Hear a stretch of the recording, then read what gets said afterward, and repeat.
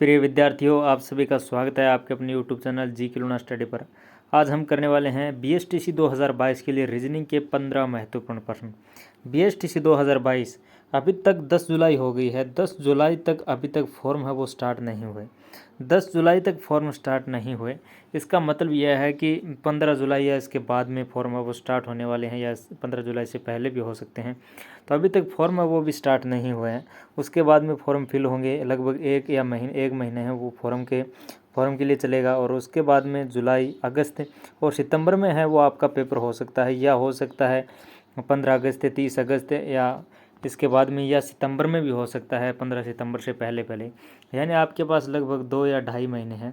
2 या ढाई महीने हैं आपके पास। उन 2 या ढाई महीने में आप अच्छी बेहतर तैयारी है वो कर सकते हैं BSTC के लिए। इसमें आप लगभग 450 से ऊपर नंबर है वो ला सकते हैं। आपको हमारे इस यूट्यूब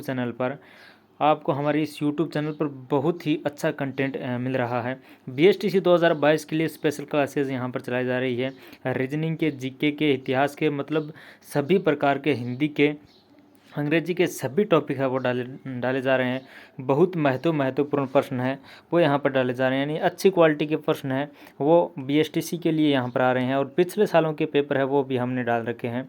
तो आपको हमारे इस YouTube चैनल पर बने रहना है। और BSTC 2022 में सिलेक्शन के लिए आपको निरंतर इन 2 या 3 महीने है, या 1.5 महीना है, इनमें आपको लगातार पढ़ना है। और आज का हमारा रीजनिंग का सेशन है। रीजनिंग के हम 15 प्रश्न है वो करने वाले हैं।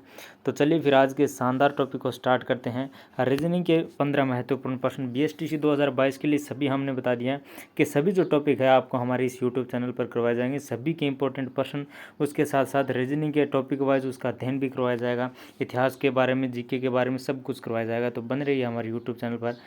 तो आज स्टार्ट करते हैं फिर आज की शानदार क्लास को। BSTC 2022 के लिए अति महत्वपूर्ण 15 रीजनिंग के प्रश्न। 1 नंबर प्रश्न है आज का हमारा, यदि a बराबर 1 हो और a एंड d एंड बराबर 19 हो तब बैट बराबर क्या होगा। a बराबर हमें 1 दे रखा है, इसका मतलब हुआ कि a है वो 1 नंबर पर आता है अल्फ़ाबेट सीरीज़ में। और एंड बराबर हमें 19 दे रखा है, इसका मतलब a है वो कितने पर आता है, a 1 पर आता है। और n है वो हमारे पास 14 पर आता है अल्फ़ाबेट सीरीज़ में। और जो d है वो d है हमारे पास आता है 4 पर, यानी 4, 14, 18 और 1 19। एंड का हो रहा है हमारे पास 19। इसका मतलब जो अल्फ़ाबेट सीरीज़ के नंबर है वो हमें ऐड करने हैं। तो बैट दे रखा है हमें, b है वो 2 नंबर पर आता है, और जो a है वो आता है हमारे पास 1 नंबर पर, और जो t है वो आता है हमारे पास 20 नंबर पर। यानी जो टोटल है वो 23 होते हैं। 2 + 1 + 20 23 नंबर होते हैं। तो जो हमारा इसमें एक b नंबर ऑप्शन है वो एकदम सही हो जाएगा कि बैट बराबर 23 होगा। तो b नंबर ऑप्शन है वो हमारा इसमें एकदम करेक्ट हो जाएगा। और अगला और मोस्ट इंपॉर्टेंट प्रश्न है आज का हमारा 2 नंबर प्रश्न। a b के उत्तर में है जबकि C B के पश्चिम में है, तो C के संदर्भ में A की दिशा क्या है। A है वो B के उत्तर में है, यानी A है वो B के उत्तर में है, B है वो दक्षिण दिशा में है, और जो A है वो है B के उत्तर में। जबकि C B के पश्चिम में है, B है उसके पश्चिम दिशा में कौन है, C है। C है वो B के पश्चिम दिशा में, तो C के संदर्भ में हमें एक की दिशा क्या है यह बतानी है। तो C के संदर्भ में A की जो दिशा है वो इस प्रकार है। तो C के संदर्भ में A की दिशा होगी, एक तो उत्तर की तरफ है और दूसरा पूर्व की तरफ है, यानी उत्तर पूर्व की जो दिशा है वो हमारी C के संदर्भ में A की हो जाएगी। तो A नंबर ऑप्शन है वो एकदम सही हो जाएगा कि C के संदर्भ में A की जो दिशा है वो उत्तर पूर्व है। और आज का हमारा 3 नंबर प्रश्न है, निम्न में से लीप वर्ष कौन सा है। 4 ऑप्शन दिए गए हैं हमें, 1982, 1704, 1945, 1978। इन 4 वर्ष में से लीप वर्ष कौन सा होता है। लीप वर्ष होता है जिसमें 4 का भाग पूरा जाता है। 4 का भाग जिस ईयर में पूरा जाएगा वह लीप वर्ष कहलाता है। तो 1982 में 4 का भाग नहीं जाता है, 1945 में नहीं जाता है, 1978 में नहीं जाता है। 1704 में हमारा जो 1704 में 4 का भाग है वो एकदम पूरा जाता है। तो जो 1704 बी नंबर ऑप्शन है हमारा वो लीप वर्ष है। तो जो बी नंबर ऑप्शन है वो एकदम करेक्ट हो जाएगा। और अगला प्रश्न है, यदि बीते कल से पहले दिन यानी परसों बुधवार था तो रविवार कब होगा, यह हमें बताना है। माना आज, और बीते हुए कल, ये बीता हुआ कल है, ये है आज, और बीते हुए कल से पहले दिन यानी परसों। तो आज है, यदि बीते कल से पहले दिन परसों बुधवार था, यानी इस समय बुधवार था, तो उसके बाद अगले दिन कौन सा वार होगा, गुरुवार होगा। और आज कौन सा बार होगा, आज होगा हमारा शुक्रवार। और उसके बाद में हमें बताना है कि रविवार कब होगा। तो आज हमारा बार है शुक्रवार, उसके बाद में अगले दिन शनिवार और उसके अगले दिन रविवार। तो रविवार है वो कब होगा, आज, आने वाला कल तो शनिवार होगा, और आने वाले कल के बाद अगले दिन है, यानी आने वाला कल और उसके जस्ट अगले दिन तो रविवार होगा। तो जो हमारा सी नंबर ऑप्शन है वो एकदम सही हो जाएगा।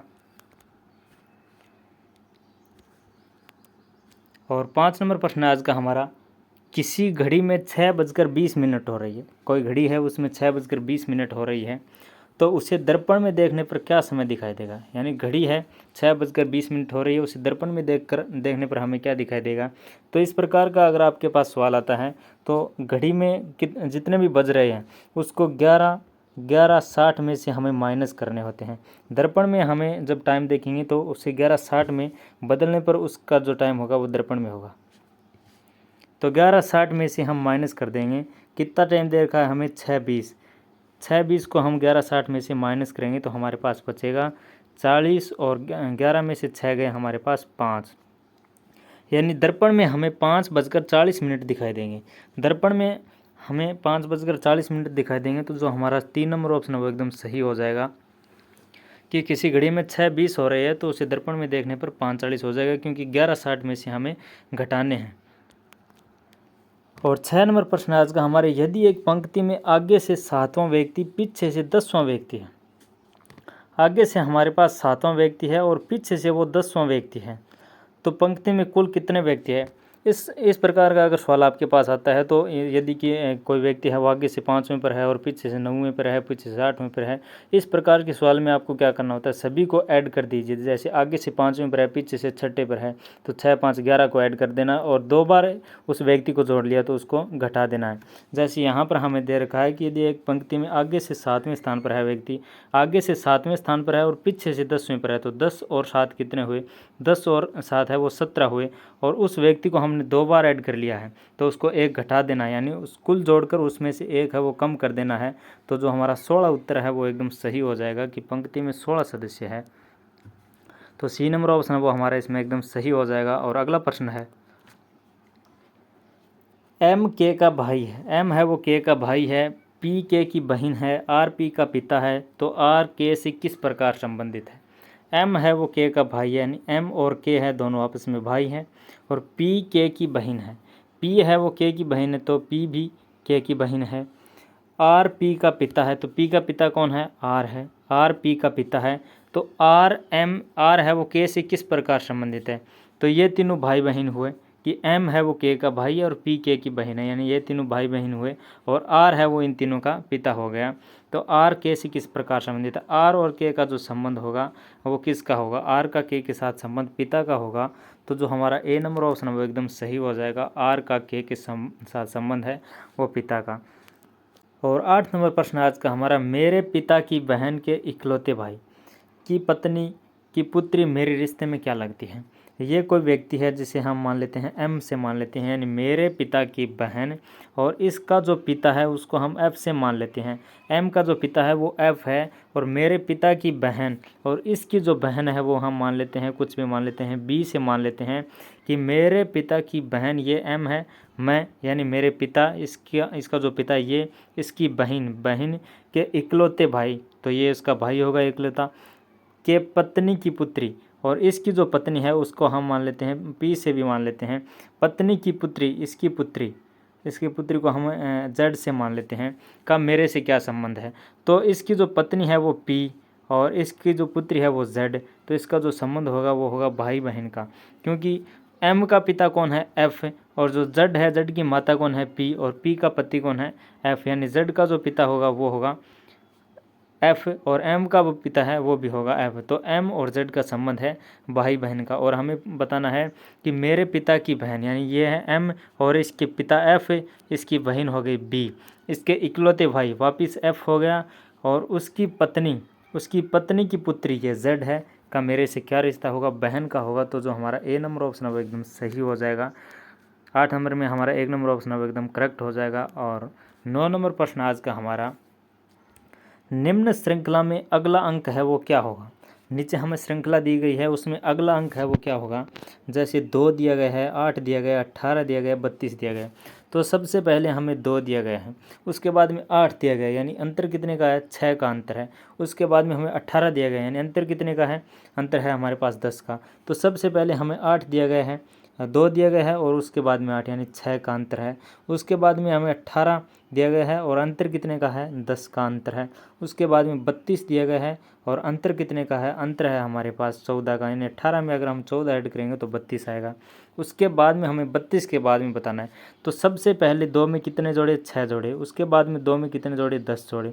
पहले 6 जोड़े तब 8 आया, अब 8 में कितने जोड़े, 10 आया, तब 18 आया, और 18 में उसके बाद में कितने जोड़े, 14, तब हमारे पास 32 आया। यानी पहले 6 जोड़े, फिर 10 जोड़े, फिर हमारे पास 14 जोड़े, यानी 4 4 है वो बढ़ाते हुए जोड़ना है। तो अब हम 32 में कितने जोड़ेंगे, अब हम 32 में जोड़ेंगे 18।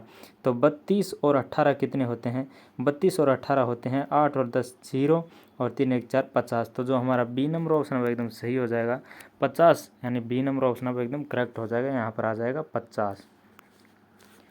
और 10 नंबर प्रश्न है आज का हमारा, निम्न श्रृंखला में अगला अक्षर क्या होगा। नीचे हमें श्रृंखला दी गई है ये, इसमें अगला अक्षर है वो क्या होगा, ये है हमें बताना है। जैसे ए है, सबसे पहले ए आ गया, उसके बाद में बी आया है, तो बी ए के जस्ट बाद में क्या आता है, बी आता है।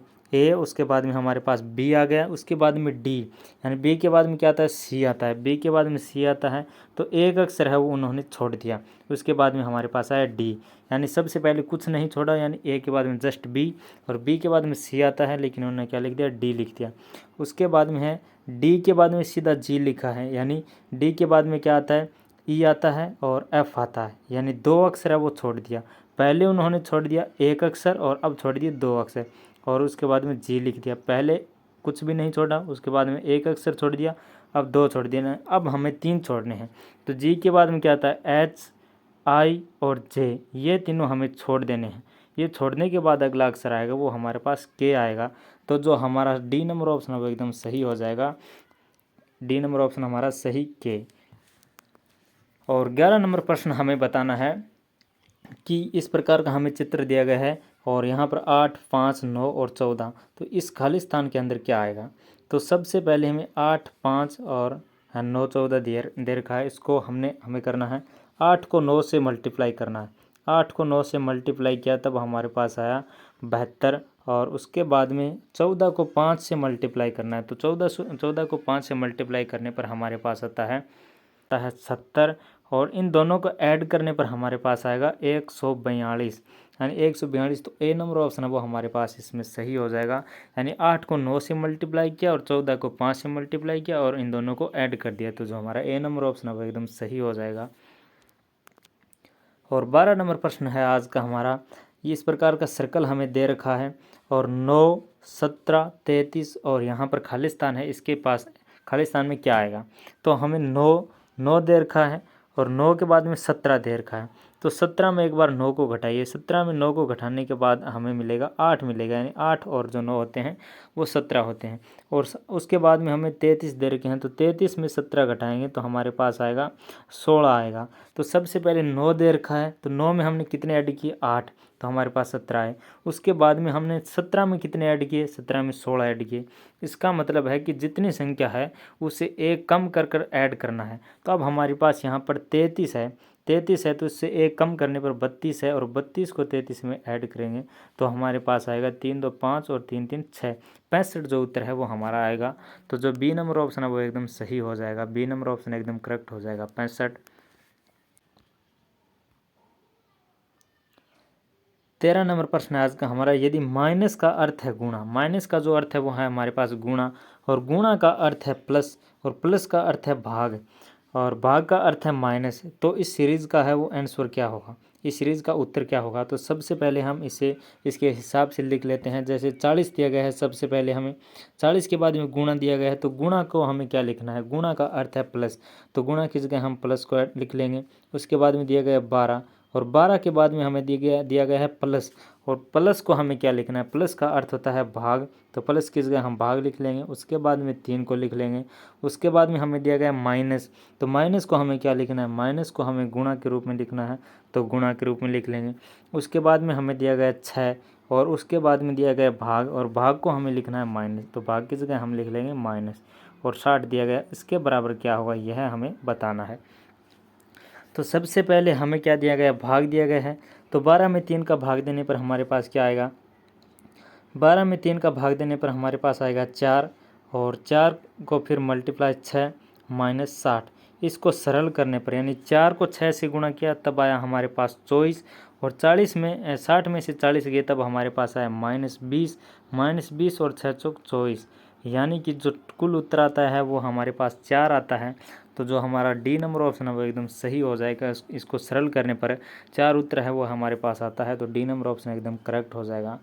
और अगला प्रश्न है आज का हमारा 14 नंबर प्रश्न, ए से गायक कितने हैं जो न तो खिलाड़ी है न ही अध्यापक है। ये चित्र हमें दिया गया है। जो सर्कल है वो हमें दिखाता है, यानी वर्त है वो हमें दिखाता है खिलाड़ियों को, और जो त्रिभुज है वो हमें दिखाता है अध्यापकों को, और जो आयत है वो हमें दिखाता है गायकों को। आयत हमें गायकों की संख्या को दिखाता है, और खिलाड़ी है वो हमें दिखाते हैं वर्त की संख्या को, और जो त्रिभुज है वो हमें दिखाता है अध्यापकों की संख्या को। तो ए से गायक कितने हैं जो न तो खिलाड़ी है और न ही अध्यापक है। तो सबसे पहले गायक है कौन, तो गायक है आयत वाले।